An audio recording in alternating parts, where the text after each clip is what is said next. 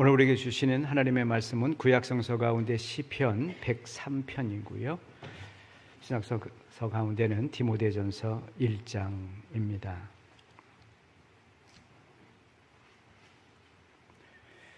먼저 시편 103편 8절부터 18절까지 봉독합니다. 이제 하나님의 말씀에 경청하시길 바랍니다.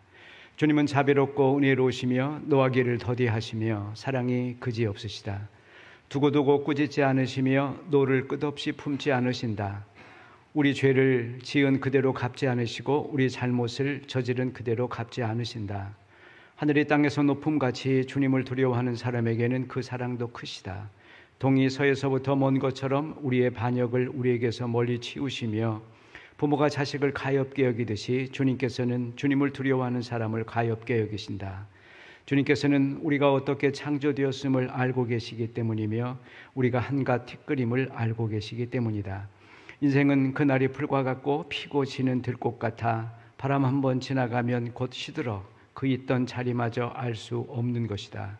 그러나 주님을 경외하는 사람에게는 주님의 사랑이 영원에서 영원까지 이르고 주님의 의로우심은 자손 대대에 이를 것이니 곧 주님의 언약을 지키고 주님의 법도를 기억하여 따르는 사람에게 이를 것이다. 아멘.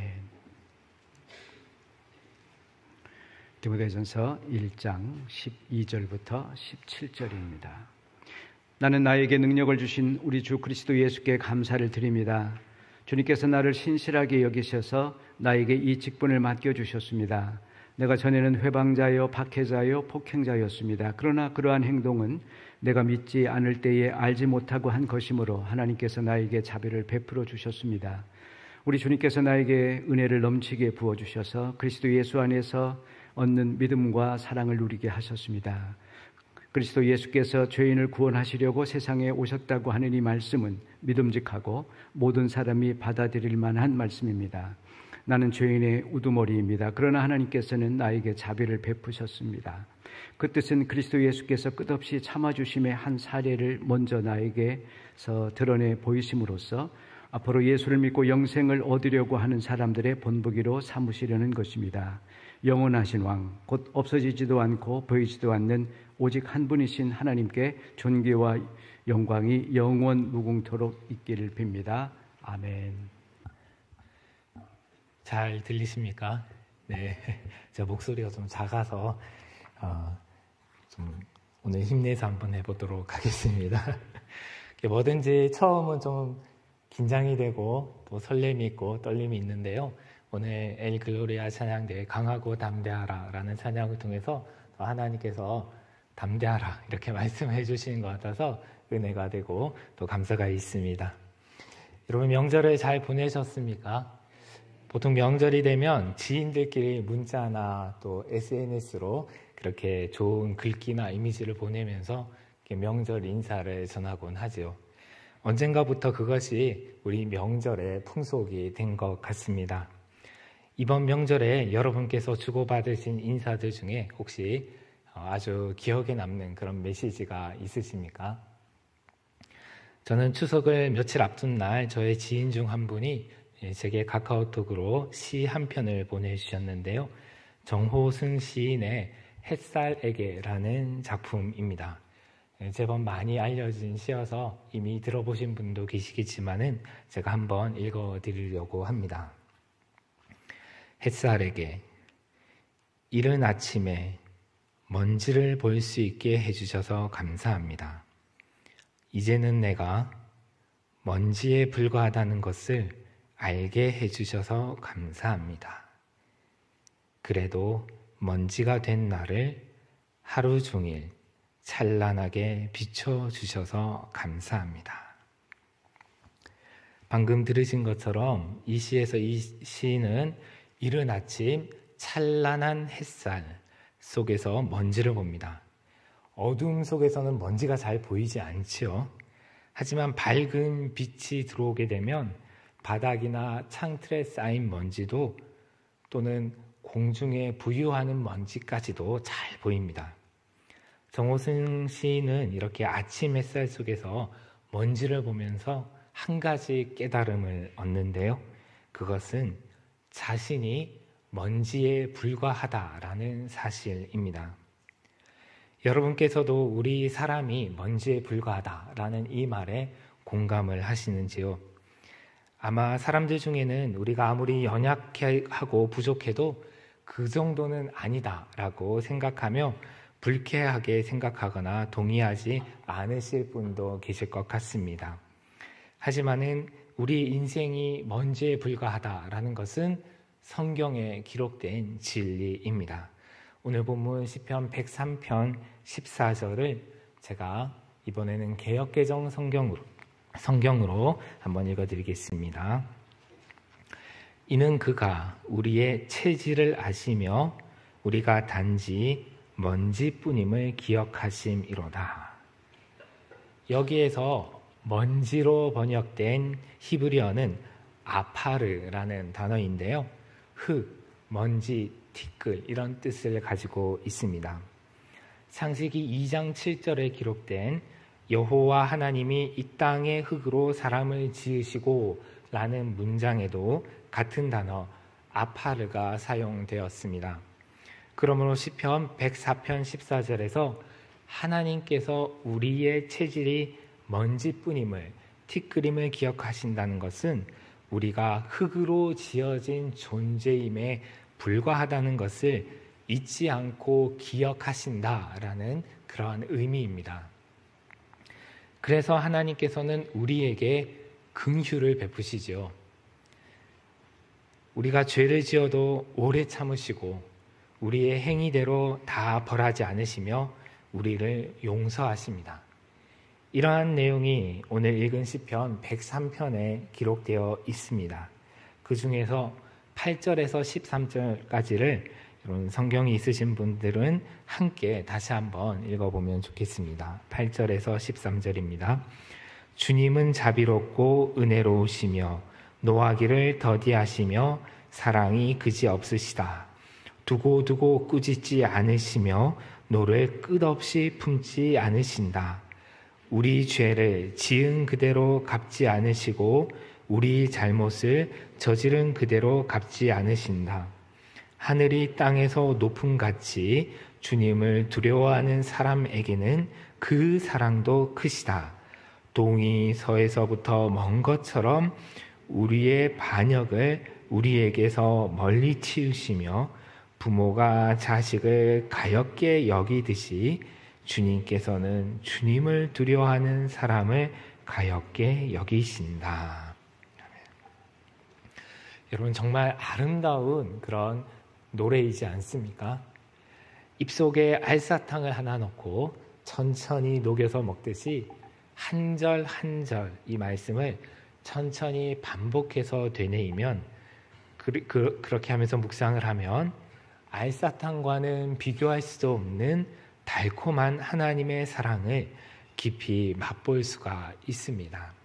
또한 최근에 이제 우주 여행을 다녀온 어떤 억만장자 이야기가 뉴스에 나왔죠. 지구상에서 잠깐 조금 위에 올라가서 지구를 보았는데 참 아름다웠다라고 말했는데요. 이 말씀을 깊이 묵상하면 하늘에서 땅에서 하늘이 먼 것보다 더 먼, 더 큰 그 하나님의 사랑을, 그 아름다움을 우리는 깊이 경험할 수가 있습니다.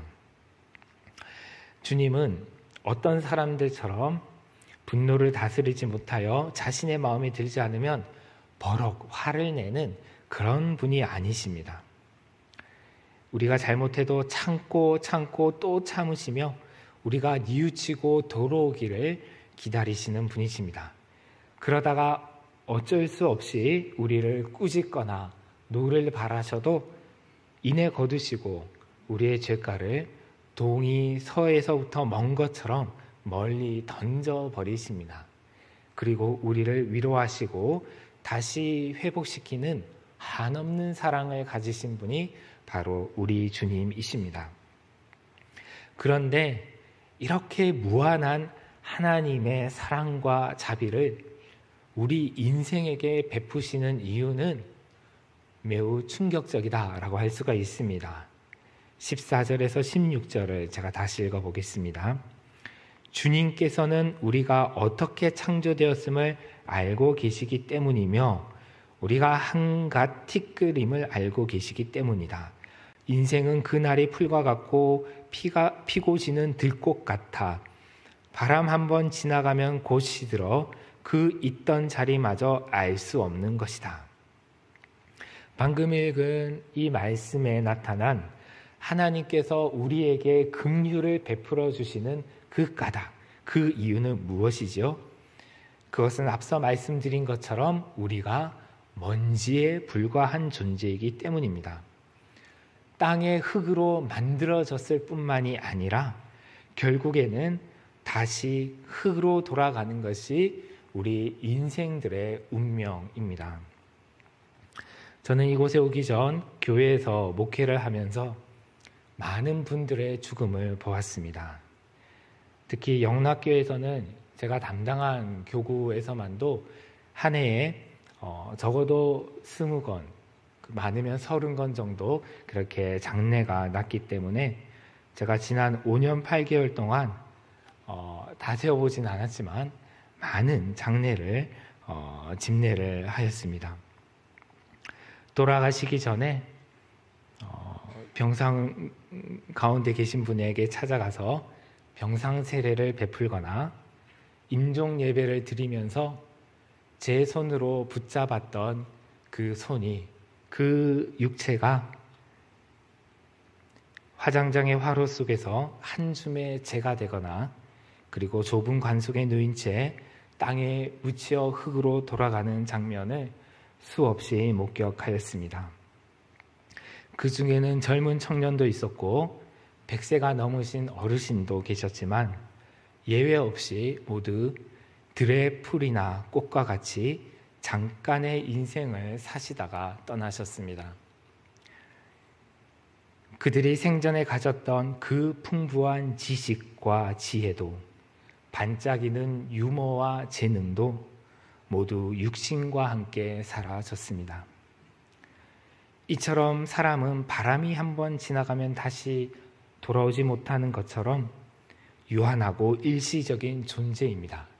그리고 하나님은 흙으로 사람을 직접 만드신 하나님은 그래서 사람들에 대해 무한한 애정과 사랑을 갖고 계시는 하나님은 사람이 먼지에 불과한 것을 기억하시고 인생들에게 긍휼을 베풀어 주십니다.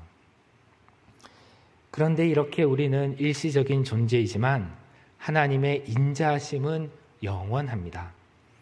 17절과 18절을 보면 여호와의 인자하심은 자기를 경외하는 자에게 영원부터 영원까지 이른다라고 선언합니다.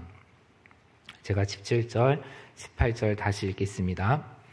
그러나 주님을 경외하는 사람에게는 주님의 사랑이 영원에서 영원까지 이르고 주님의 의로우심은 자손 대대에 이를 것이니 곧 주님의 언약을 지키고 주님의 법도를 기억하여 따르는 사람에게 이를 것이다. 그래서 우리는 유한하고 일시적인 존재이지만 우리의 시작은 영원에 있습니다. 또한 우리의 마지막 또한 영원에 이를 수가 있습니다. 다시 말해서 여기에 있는 우리는 20세기나 21세기 어느 시점에 이 땅에 태어났지만 사실 우리의 존재는 영원 전부터 하나님의 계획 안에 있었습니다. 그리고 하나님께서 어느 시점에 충동적으로 또는 우연히 우리를 만드셔서 이 땅에 태어나게 하신 것이 아니라 이 세상을 창조하시던 태초부터 하나님은 하나님의 그 계획 속에 우리를 품고 계셨습니다. 그러므로 우리의 시작은 20세기 또는 21세기의 어느 시점이 아니라 영원 전에 있었던 것이지요. 또한 우리의 육체의 생명은 들의 풀이나 꽃처럼 곧 시들고 사라지고 말지만 하나님의 긍휼하심을 입은 우리는 주님과 함께 부활하여서 신령한 몸을 입고 하나님 나라에 영원하게 거하게 될 것입니다. 그래서 시편 기자는 여호와의 인자하심은 자기를 경외하는 자에게 영원부터 영원까지 이른다라고 노래하고 있습니다. 만일 우리가 단지 우연히 이 땅에 태어나서 일시적으로 살다가 허무하게 사라진다면 하나님의 인자하심이 영원하든 일시적이든 우리에게는 아무런 의미가 없는 것이죠. 지난 9월 마지막 주일에 제가 이곳에 왔을 때 조용훈 목사님께서 저를 소개해 주셨던 것처럼 저는 이전에 영락교회에 있을 때 교구와 더불어서 영락수련원이라는 곳을 담당하여 섬겼습니다. 영락수련원은 남한산성에 위치해 있고 이전에 영락여자신학교가 있던 곳에 세워진 곳인 영성수련을 위한 그런 기관입니다. 그곳에서는 연중 많은 수련이 진행되는데요. 그 중에 봉사자 수련이라는 것이 있습니다. 영락수련원을 섬기는 봉사자들이나 또 여러 곳에서 주님을 섬기는 봉사자들의 영성 형성을 위해서 매달 한 번씩 하루 정도 하는 정기 수련인데요. 이때는 함께 시편을 묵상하고 그리고 노동을 하고 그 경험을 함께 나누고 기도합니다. 그런데 언젠가 봉사자 수련 때 오늘 본문 말씀인 이 시편 103편 말씀을 함께 묵상한 적이 있습니다. 그때 이 말씀을 묵상하면서 저는 매우 넓고 끝이 없는 새까만 우주 속에 부유하는 떠다니는 작은 먼지를 하나 그려보면서 인생의 유한함과 보잘것없음을 묵상하고 있었습니다. 그렇게 침묵 가운데 눈을 감고 가만히 앉아 있는데 어느 순간 그 먼지가 반짝이는 것이 선명하게 보였습니다. 그리고 그 반짝이는 먼지가 참 아름답게 보였습니다. 그런데 정호승 시인도 비슷한 경험을 한 것 같습니다. 앞서 읽은 햇살에게라는 시에서 시인은 이렇게 고백합니다. 그래도 먼지가 된 나를 하루 종일 찬란하게 비춰주셔서 감사합니다. 하나님께서 비추시는 햇살은 먼지에 불과한 우리를 하루 종일 찬란하게 비춰주십니다. 영원부터 영원까지 이르는 주님의 인자하심이 우리를 비출 때에 한낱 먼지의 티끌에 불과한 우리가 찬란하게 빛나게 됩니다. 이렇게 주님의 무한한 긍휼과 자비를 입은 우리는 찬란한 먼지입니다. 하나님의 영원한 인자하심을 받아 빛나는 먼지입니다. 그래서 오늘 설교 제목이 찬란한 먼지 닦기입니다. 지금까지는 찬란한 먼지에 대해서 말씀을 드렸는데요. 이제는 닦기에 대해서 잠시 생각해 볼 차례입니다. 이제 오늘 읽은 신약의 말씀으로 넘어가겠습니다. 오늘 본문 디모데전서 1장 16절은 개역개정 성경으로 읽으면 그러나 내가 긍휼을 입은 까닭은 이렇게 시작합니다. 그래서 오늘 우리가 하나님의 긍휼을 입은 까닭을 두 가지로 말씀을 드리려고 하는데요. 그 첫 번째는 이미 말씀드렸습니다.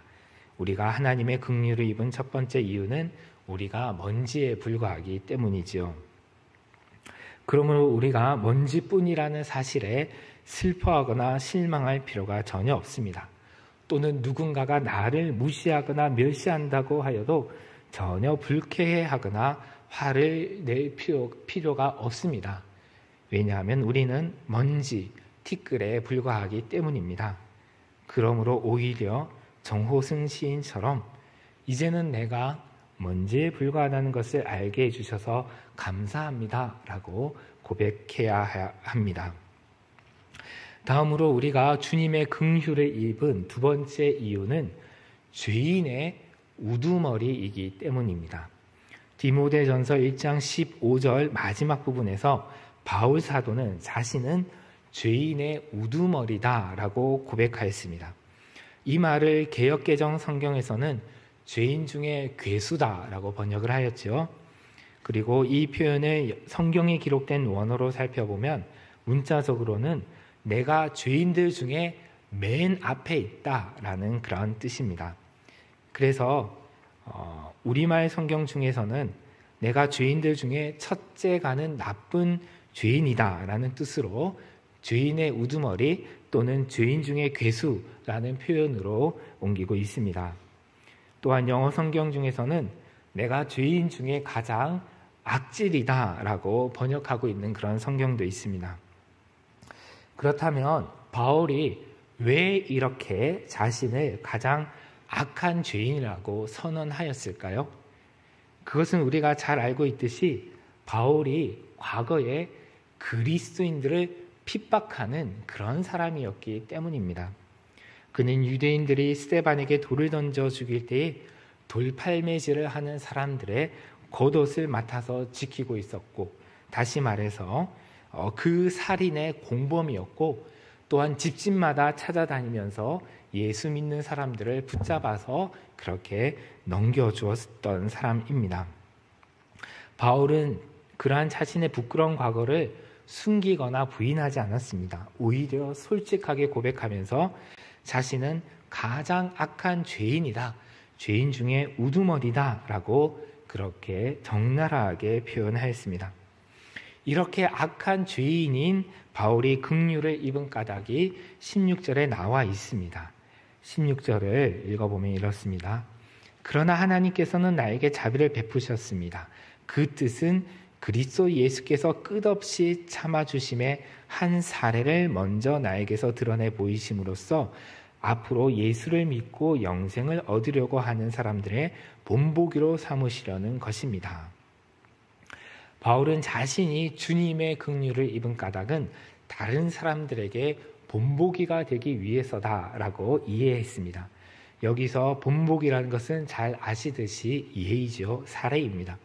곧 바울은 자신의 경우가 하나님의 긍휼하심을, 하나님의 오래 참으심을, 하나님의 무한하신 자비를 보여주는 좋은 예, 단적인 예다라고 말합니다. 다시 말해서 자신과 같이 가장 악한 죄인에게도 하나님께서 오래 참으시고 긍휼을 베푸셨으니 이후에 예수를 믿는 다른 사람들도 소망을 가지라라는 이런 말입니다. 이러한 예는 그가 복음을 전할 때 효과적인 그런 수단이 되었습니다. 잘 아시듯이 바울은 이방인들에게 복음을 전하는 사명을 받지 않았습니까? 그래서 그는 이방인의 사도라는 자신의 정체성에 비추어 볼 때에 하나님께서 다른 이들에게 하나님의 긍휼과 오래 참으심을 보여주는 좋은 예로 자신을 사용하기 위해서 그렇게 자신에게 긍휼을 베풀어 주셨다라고 생각했습니다. 비슷하게 에베소서 3장 7절에서 9절에서 바울은 자신은 모든 성도 가운데서 지극히 작은 자보다 더 작은 자인데 그가 이렇게 된 이유는 하나님께서 나에게 은혜를 주셔서 그리스도의 헤아릴 수 없는 부요함을 이방 사람들에게 전하게 하시고 만물을 창조하신 하나님 안에 영원 전부터 감추어져 있는 비밀의 계획이 무엇인지를 모두에게 밝히게 하셨다. 그렇게 하기 위해서 나를 이렇게 나에게 은혜를 주셨다라고 고백을 하였습니다. 그렇다면 여러분, 우리 자신은 어떻습니까? 바울은 자신이 죄인들 중에 가장 악한 사람이며 그리고 또한 모든 성도들 가운데서 지극히 작은 자보다 더 작은 자다라고 고백을 했으니까 우리는 최소한 바울보다는 조금 덜한 죄인 또는 바울보다는 조금 더 나은 그런 성도다라고 그렇게 말할 수 있을까요? 사실 바울이 자기 자신이 가장 악한 죄인이다라고 고백한 것은 주관적인 고백이지 객관적인 사실은 아닙니다. 객관적으로 바울보다 예수님을 팔아넘긴 가룟 유다가 더 악하다라고 말할 수 있지 않겠습니까? 그런데 바울이 자신이 가장 악한 죄인이다라고 고백한 것은 스스로가 그렇게 인식을 하였기 때문입니다. 바울은 자신의 약함을 철저히 깨달았고 겸손하게 고백했습니다. 이렇게 본다면 죄인 중에 우두머리라는 표현은 바울만이 아니라 자기의 죄를, 자기의 악함을 철저히 깨닫는 겸손한 사람이라면 누구나 다 할 수 있는 고백입니다. 이런 면에서 죄인 중에 가장 악한 죄인이다 라는 이런 고백은 나는 먼지에 불과한 존재입니다 라는 깨달음과 더불어서 우리 그리스도인들이 반드시 가져야 할 자기 인식이라고도 할 수 있습니다. 그렇다면 하나님께서 매우 악한 죄인인 나에게 긍휼을 베풀어 주신 이유는 무엇입니까? 하나님께서 무엇 때문에 나에게 오래 참으시고 나를 여전히 살려두시고 나에게 은혜를 베푸시는 것일까요? 바울은 그것은 앞서 말씀드렸던 것처럼 그리스도의 헤아릴 수 없는 부요함을 전하게 하시고 만물을 창조하신 하나님 안에 영원전부터 감추어져 있는 그 비밀의 계획이 무엇인지를 이방인들에게 밝히기 위해서다라고 그렇게 이해하였습니다. 하지만 이것은 당시 이방 사람들, 곧 로마 제국에 거하던 로마 시민들의 입장에서 보면 바울의 이러한 주장은 매우 우스운 말, 가당치도 않은 말이었을 것입니다.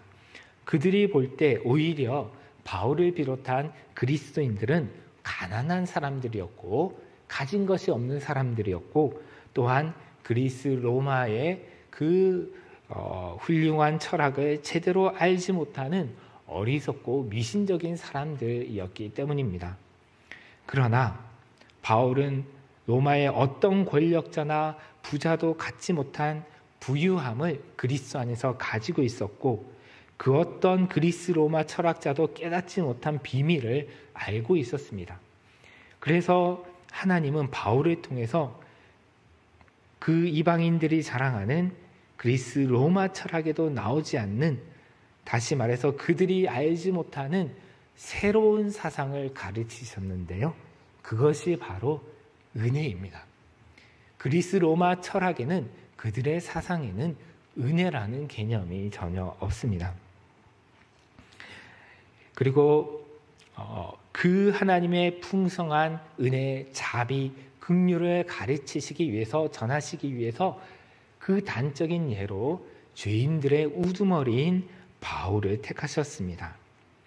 그렇다면 하나님은 오늘 우리 교회 공동체를, 우리 한남대학교의 공동체를 하나님은 어떠한 예로 삼으시기를 원하시는 것일까요?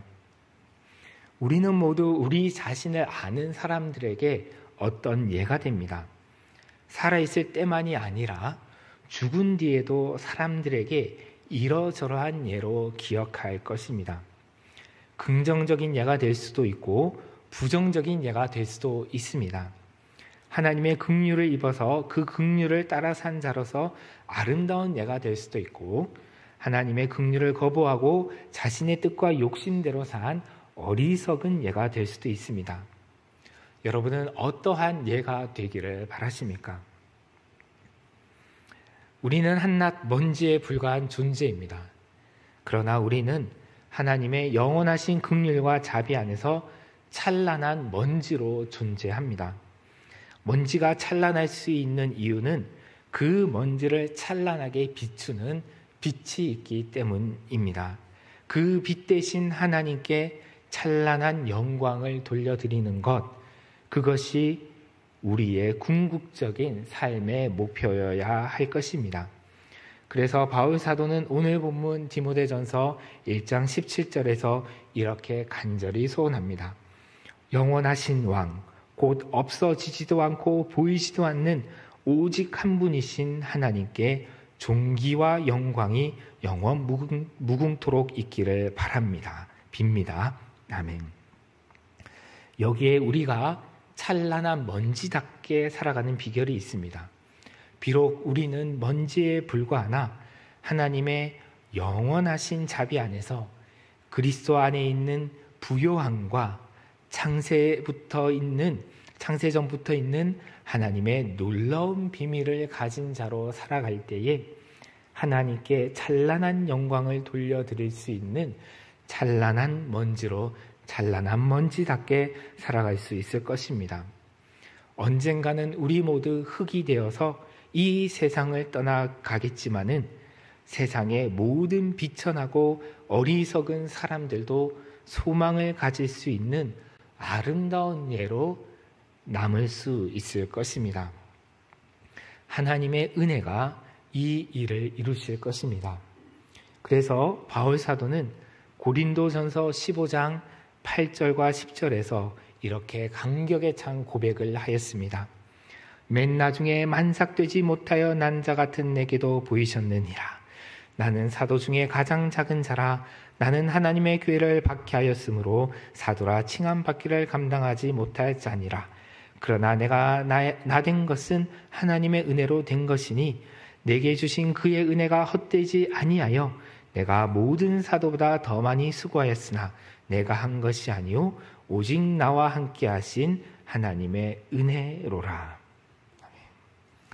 이 말씀을 기억하고 새로운 한 주도 우리 모두 하나님의 은혜를 힘입어 아침 햇살 속에 빛나는 찬란한 먼지로 찬란한 먼지답게 살아갑시다. 아멘. 기도하겠습니다.